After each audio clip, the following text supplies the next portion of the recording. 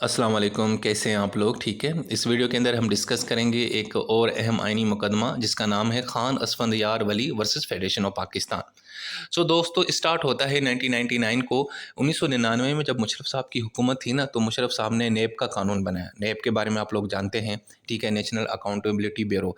और इस कानून बनाने का मकसद ये था उनके नज़दीक कि यार के करप्शन को ख़त्म किया जाए। लोग जो भी सरकारी मुलाजमीन हैं, एमएनए, एमपीएज़ या मिनिस्टर्स वगैरह जो भी करप्शन करते हैं, हमने उसको ख़त्म करना है और उनको सज़ा देनी है। लेकिन दूसरे लोगों ने एतराज़ किया कि नहीं, ये जो कानून है, एक तो ये गैर आइनी है, इसके अंदर जो हमारे बुनियादी हकूक़ हैं, जो आइन के अंदर चीज़ें दी गई हैं, उसके वो कोई चीज़ है ही नहीं, उसके ख़िलाफ़ बनाया गया है, ठीक है। ये गैर आइनी है और जो नेचर जस्टिस के जो असूल है, उस पे ये पूरा नहीं उतरता ऑर्डिनेंस, ठीक है। और दूसरा ये भी कहा गया था कि ये जो ऑर्डिनेंस इसलिए बनाया गया ताकि मुशर्रफ साहब अपने जो मुखालफिन हैं, सियासतदान, उनको ये यानी कि प्रोसिक्यूट करना चाहते हैं। तो ख़ैर, तो उसमें फिर जनाब उस वक़्त हमारे अवामी नेशनल पार्टी के जो सरबराह थे असफंदयार वली खान, उन्होंने सुप्रीम कोर्ट में इस केस को चैलेंज किया था। इनके साथ कुछ और लोग भी थे, उन्होंने भी चैलेंज किया था, लेकिन इनका नाम प्रोमिनेंट था, तो इसीलिए इस मुकदमे को कहा जाता है Khan Asfandyar Wali versus federation of Pakistan, PLD 2001, supreme court 607। अब इसमें जो फैक्ट्स हैं वो ये हैं। एक तो असफंदयार वली खान साहब जो मेन वो पिटिशनर थे, साथ में 15 कुछ और लोग भी थे, और अगेंस्ट में फेडरेशन ऑफ पाकिस्तान हुकूमत यानी उस वक्त जो मुशर्रफ साहब थे उनके खिलाफ ये केस दायर किया गया था। और ये जो पिटिशन दायर की गई थी ना, वो ये आर्टिकल 184(3) के तहत दायर की गई थी, ठीक है। और उन्होंने ये चैलेंज किया था कि ये जो ऑर्डिनेंस है ना, इसकी वैलिडिटी कोई नहीं है, ये गैर आइनी है, ये यानी कि कानून और नेचुरल जस्टिस के जो असूल हैं उसके ऊपर उतरता नहीं है। इसके अंदर जो चीज़ें लगाई गई हैं वो सब के सब जो है हमारी जो आइन है उसकी खिलाफ वर्जी कर रही हैं। अच्छा जी, अब इन दोनों पार्टीज़ के तरफ से जो मेन आर्गूमेंट है वो मैं आपको बता देता हूँ, बाकी आगे चल के मैं आपको तफसीलात बताता हूँ। जनाब असफंदयार वली खान साहब ने आर्गूमेंट किया कि एक तो मुशर्रफ साहब जो इस वक्त चीफ एग्जीक्यूटिव हैं, उनके पास ये अथॉरिटी है नहीं कि वो इस तरह का कोई ऑर्डिनेंस जारी करें, नंबर वन। नंबर टू, दूसरा ये कि जो ऑर्डिनेंस है ना, ये जो कानून है, ये हमारे जो बुनियादी हकूक़ हैं और जो नेचर जस्टिस के जो असूल हैं उनकी ये वायलेशन कर रहा है। इसके अलावा ये जो ऑर्डिनेंस है ना, ये मैलाफाइड है, बदनीयती पे बनाया गया है। इसका मकसद सिर्फ़ और सिर्फ ये है कि जनाब जो पॉलिटिकल अपोनेंट्स हैं, जो मुखालफिन हैं, उनको जो प्रोसिक्यूट किया जाए, ठीक है। और जो भी मुशर्रफ साहब के ख़िलाफ़ आवाज़ उठाए या उस पे तनकीद करे उसकी पॉलिसी पे, तो उसके ख़िलाफ़ ये यानी कि नैब का कानून इस्तेमाल किया जाता है। और दूसरा उन्होंने ये कहा कि बहुत सारे जो कॉन्स्टिट्यूशन के जो आर्टिकल्स हैं उनकी भी वायलेशन हो रही है इस कानून के ज़रिए, जैसे आर्टिकल 4, 18, 12, 23, 24, 184, 3, 199, 202, ठीक हो गया। जबकि जनाब जो हुकूमत है, जो मुशर्रफ साहब है, उनके जो आर्गूमेंट थे, उन्होंने कहा भाईजान, हमें अगर करप्शन को ख़त्म करना है और जो मुल्की ख़जाना लूट के लोग गए हैं उनको अगर वापस आपने लेके आना है, तो उसके लिए जनाब ये कानून बेहतरीन है, इससे बेहतर कोई और कानून नहीं हो सकता। और इस कानून का मकसद सिर्फ ये है कि जिन लोगों ने मुल्क को लूटा है, चोर डाकू सियासतदान, उनसे पैसा निकलवाना है। और दूसरा ये है कि जिसने भी कोई करप्शन की है, जो करप्ट है, उनको सज़ा देनी है और करप्शन के अमल को हमने रोकना है। ठीक हो गया, ये हुकूमत की तरफ से आर्गूमेंट था। अच्छा जी, अब मैं आपको बताता हूँ वो कौन से बुनियादी तौर पे टेक्निकल ग्राउंड्स थे जिसकी बुनियाद पे नैब का कानून चैलेंज किया गया था। यानी जब पिटीशन दाखिल की गई थी ना, तो ये यानी कि ग्राउंड्स थे जिसके ऊपर चैलेंज किया गया। अब मैं आपको ज़रा आसान करके बताता हूँ।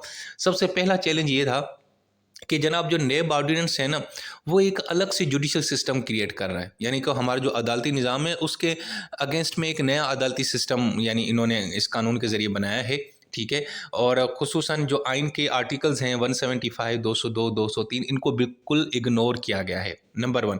और नंबर टू, उसके बाद उन्होंने कहा कि जनाब नैब ऑर्डिनेंस के अंदर एक नई चीज़ इंट्रोड्यूस कराई गई है जिसका नाम है विलफुल डिफ़ॉल्ट। इसका मतलब है कि जब कोई शख्स बैंक में अपना जो लोन है टाइम पे नहीं करता, तो उसको सज़ा दी जाएगी। तो उन्होंने कहा कि यार ये भाई उनका अपना मामला है, अगर वो लोन नहीं टाइम पे दे रहे तो वो सारा कुछ, तो इसके ऊपर सज़ा देना, और ये आर्टिकल 18 के खिलाफ है।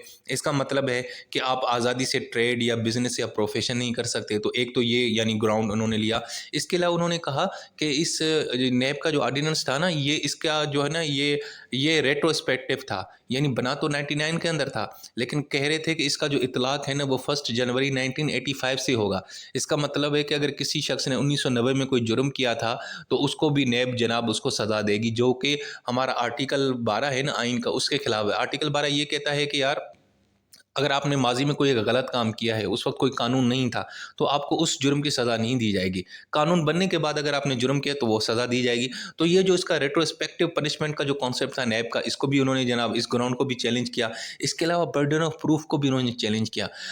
नैब कानून के तहत जो बर्डन ऑफ प्रूफ है ना, बारिश सबूत, इसका मतलब ये होता है कि जब आपके खिलाफ कोई मुकदमा चलता है ना, तो साबित करना किसने होता है। तो आमतौर पे जो प्रोसिक्यूशन होती है, जो सरकार होता है, जिसने आपके खिलाफ मुकदमा बनाया होता है, वही साबित करता है कि आपने ये गलत काम किया। लेकिन इसमें इन्होंने क्या किया कि बर्डन ऑफ प्रूफ जो है ना वो अक्यूज़ पे डाल दिया। यानी अगर नैब ने मुझे पकड़ा है कि जी अयाज नूर साहब ने करप्शन की है, तो अब ये मैंने साबित करना है कि मैंने करप्शन नहीं की। तो ये एक नई चीज़ लेके आए थे और उन्होंने कहा था कि ये जो चीज़ है, ये भी जो आइन का आर्टिकल 4 है, राइट टू ड्यू प्रोसेस, और right article 25 right to equality, इसकी खिलाफ वर्जी है। और साथ में उन्होंने कहा कि वैसे आम तौर पर क्रिमिनल केसेस के अंदर तो यही होता है ना कि जो बर्डन ऑफ प्रूफ होता है ना, वो प्रोसिक्यूशन पे होता है, सरकार के ऊपर होता है, सरकारी वकील के ऊपर होता है। उन्होंने ही यानी कि बारी सबूत उनके ऊपर होता है, उन्होंने साबित करना है कि अगले बंदे ने ये जुर्म किया है। ये जनाब पहली मर्तबा ये हुआ कि उन्होंने नैब के अंदर नैब जिसको पकड़ेगी ना, उसी बंदे ने अपनी ना मासूमियत को ना वो यानी कि साबित करना है। एक ये चीज़ चैलेंज हुई थी। इसके अलावा जो नैब का चेयरमैन था, उसकी जो पावर है, उनको उन्होंने चैलेंज किया। उन्होंने कहा कि जिस तरह से जनाब चेयरमैन नैब को पावर दी गई हैं कि वो ट्रायल को रेफ़र कर सकता है अकाउंटेबिलिटी कोर्ट में, ये वो वगैरह, ये इतनी पावर आपने इसको कैसे दे दी, ये गलत है। इसके अलावा उन्होंने कहा कि वैसे जो है ना, हमारे यहाँ जो क्रिमिनल केसेज़ हैं ना, वो सीआरपीसी के तहत ही काम करते हैं, ठीक है ना? कोड ऑफ क्रिमिनल प्रोसीजर, और अदालतें भी उसी तरीके से काम करती हैं। लेकिन इन्होंने कहा किया कि जो अदालतें होंगी ना, जो नैब के तहत बनेंगी अकाउंटेबिलिटी कोर्ट्स, वो जनाब कोई नैब के अंदर जो प्रोसीजर है उसी को फॉलो करेंगे। यानी आमतौर पे हमारे क्रिमिनल केसेस में जो प्रोसीजर फॉलो किया जाता है वो सीआरपीसी का प्रोसीजर फॉलो किया जाता है। लेकिन नैब में पहली मर्तबा ये किया गया कि वो प्रोसीजर को छोड़ के एक नया प्रोसीजर उन्होंने एडॉप्ट किया और बताया गया कि ये प्रोसीजर आप फॉलो करेंगे। तो उन्होंने कहा जी ये कैसे हो सकता है, ये तो नहीं हो सकता, और ये भी आर्टिकल 4 और 25 की वायलेशन है। इसके अलावा जनाब उन्होंने कहा कि नैब के मामलात के अंदर अगर नैब किसी को पकड़ती है तो आमतौर पे वैसे रिमांड कितना मिलता है क्रिमिनल केसेस के अंदर, मैक्सिमम 15 दिन का रिमांड होता है। लेकिन इसमें जनाब उन्होंने 90 दिन का रिमांड रख दिया। यानी अगर अगर नैब किसी को पकड़ती है, अदालत जाती है, तो उसको अपने रिमांड पे 90 दिन यानी अपने पास रख सकती है। तो इसको भी चैलेंज किया गया। इसके अलावा जनाब जो नैब चेयरमैन है, वो इन्वेस्टिगेशन की किसी स्टेज के ऊपर हुक्म दे सकता है कि फ़लाँ बंदे को गिरफ़्तार कर लो। अब ये जो पावर है नैब चेयरमैन की, ये भी गलत इस्तेमाल हो सकती है। नैब चेयरमैन जो है ना, किसी पॉलिटिशियन को जनाब पहले दिन ही जो है ना वो यानी कि ऑर्डर दे दे कि इसको गिरफ़्तार कर लो। तो इन्वेस्टिगेशन की किसी स्टेज के ऊपर ये ऑर्डर जारी करना कि आप फ़लाँ बंदे को गिरफ़्तार करो, ये करो, अक्यूज़्ड को, ये ज़्यादा पावर दी गई है और ये नहीं होनी चाहिए। ये भी आर्टिकल 25 की वायलेशन है, ये भी ग्राउंड चैलेंज किया गया। इसके अलावा जो प्ली बार्गेनिंग का जो कॉन्सेप्ट था कि मिसाल के तौर पर नैब आपके खिलाफ तहकीकात कर रही है, आपके ऊपर आपने करप्शन की है 5 करोड़ की, और आप जनाब ना वो अभी आपका ट्रायल शुरू ही नहीं हुआ, मुकदमा चला ही नहीं, आपने उससे पहले ना चेयरमैन नैब के साथ मिलकर उनको कहा कि जी मैं इतने पैसे दे देता हूँ, मेरे खिलाफ मुकदमा ख़त्म करें। अब ये जो प्ली बार्गेनिंग वाला कॉन्सेप्ट था, ये भी जनाब उनको कहते हैं कि ये भी अजीबो-गरीब है। अच्छा, इसमें ना अदालत की कोई इन्वॉल्वमेंट नहीं, यानी अदालत से नहीं पूछा जाएगा, ये डायरेक्ट जनाब चेयरमैन नैब की इजाज़त से प्ली बार्गेनिंग कर दी जाएगी। तो अदालतों का तो बीच में कोई किरदार ही नहीं रहेगा, तो ये भी चैलेंज किया गया। इसके अलावा जनाब दूसरा था कि अगर किसी शख्स के खिलाफ नैब मुकदमा शुरू हो गया है, तो वो फिर अपनी प्रॉपर्टी या कोई चीज़ किसी को ना ट्रांसफ़र कर सकता है, ना सेल आउट कर सकता है।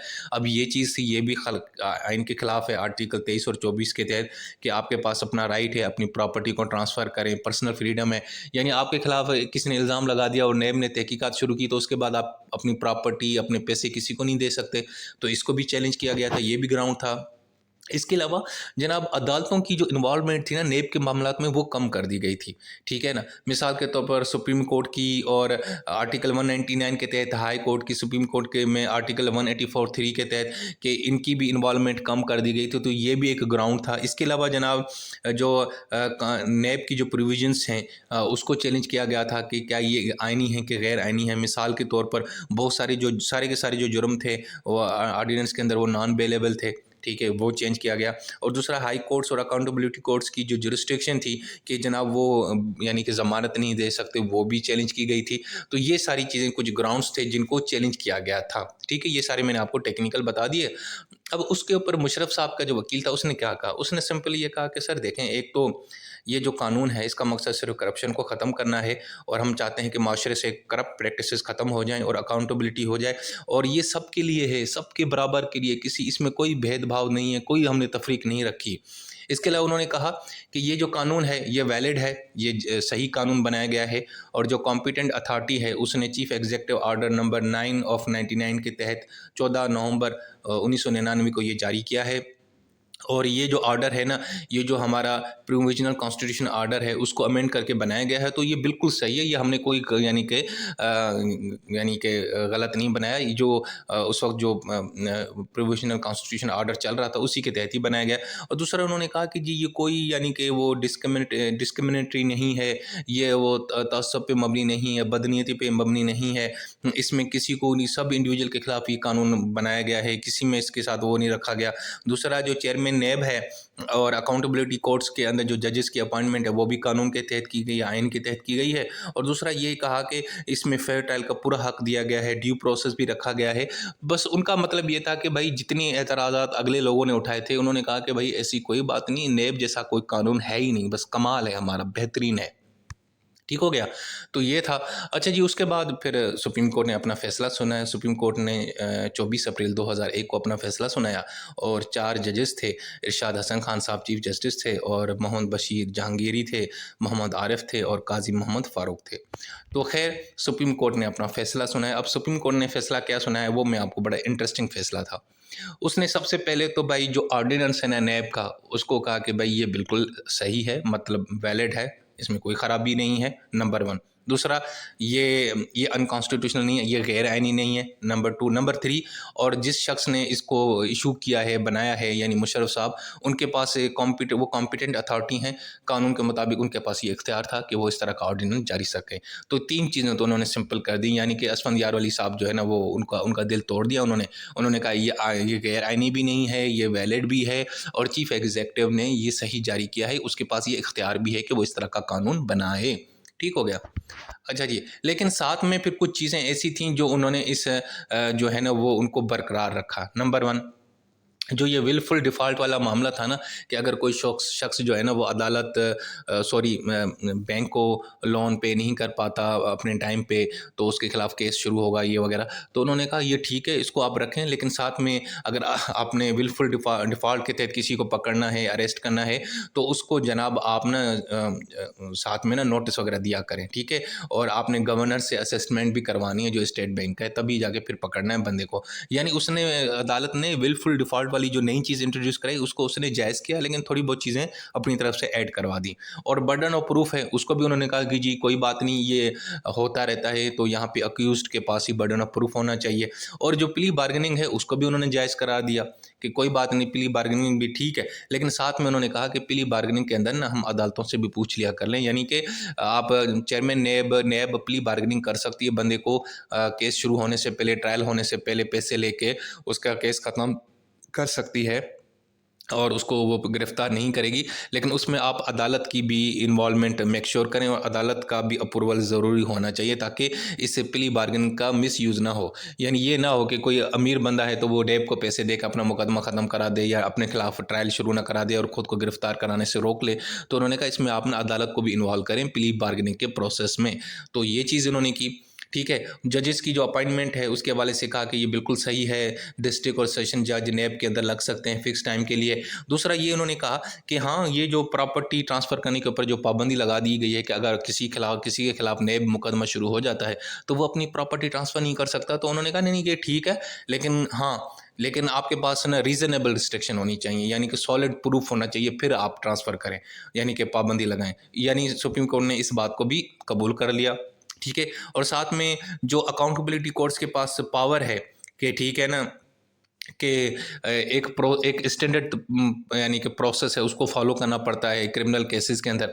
लेकिन अगर अकाउंटेबिलिटी अदालत को लगता है कि नहीं मुझे ये नहीं करना, मुझे ये दूसरा प्रोसेस, तो वो दूसरे प्रोसेस को भी यानी कि फॉलो कर सकती है। यानी जो जो प्रोसेस चल रहा है, जो स्टैंडर्ड तरीका है, उससे डाइवर्ट भी हो सकती है, लेकिन अगर उसके पास कोई सॉलिड रीज़न है, ठीक है, तो ये भी उन्होंने इजाज़त दे दी।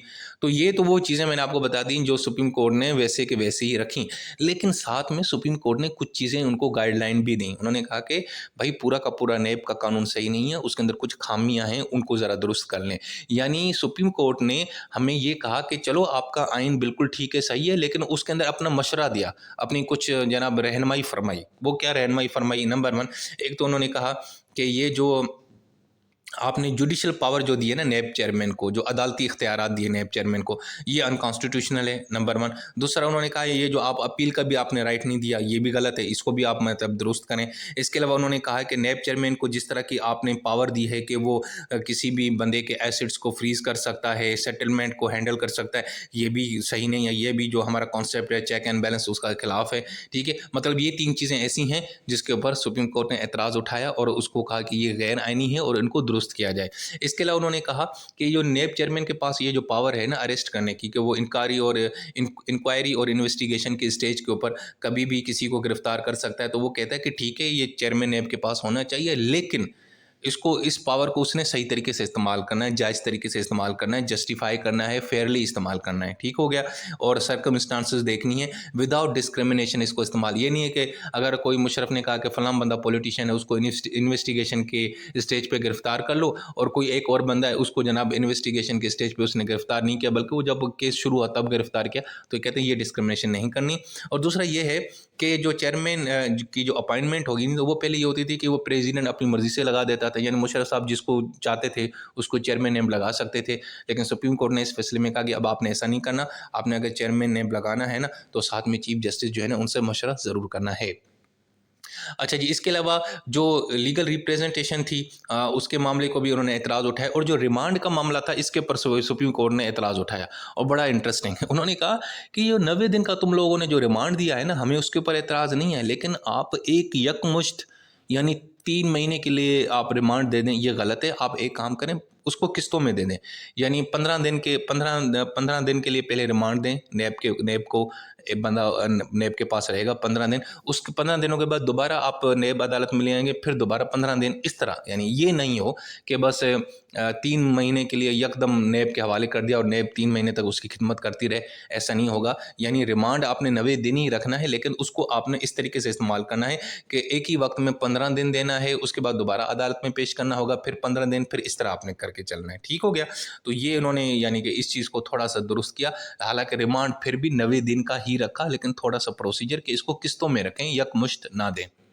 अच्छा जी, इसके अलावा जो जुडिशल रिव्यू के ऊपर जो पाबंदी लगा दी गई थी कि बड़ी अदालतें, हाई कोर्ट ये वगैरह, वो नेब कानून और नेब प्रोसीडिंग की रिव्यू नहीं कर सकती, उसने कहा कि नहीं ये गलत है, ये हम अदालतें कर सकती हैं, आपके नेब की प्रोसीडिंग को रिव्यू कर सकती हैं। इसके अलावा दूसरा ये है, जो अक्यूज्ड पर्सन था उसको ये राइट नहीं था कि वो अपना मुकदमा किसी और अदालत में ट्रांसफ़र कराए। यानी एक एहतसाब की अदालत में आपका केस चल रहा है, आप चाहते हैं नहीं यार ये अदालत नहीं दूसरी अदालत सुने, तो आपको ये राइट उन्होंने ख़त्म कर दिया था। तो उन्होंने कहा नहीं यार ये राइट होना चाहिए बंदे को, अगर बंदे को एतराज़ है जज के ऊपर, एहतसाब अदालत के ऊपर, तो वो अपना मुकदमा किसी और अदालत में ट्रांसफ़र करवा सकता है।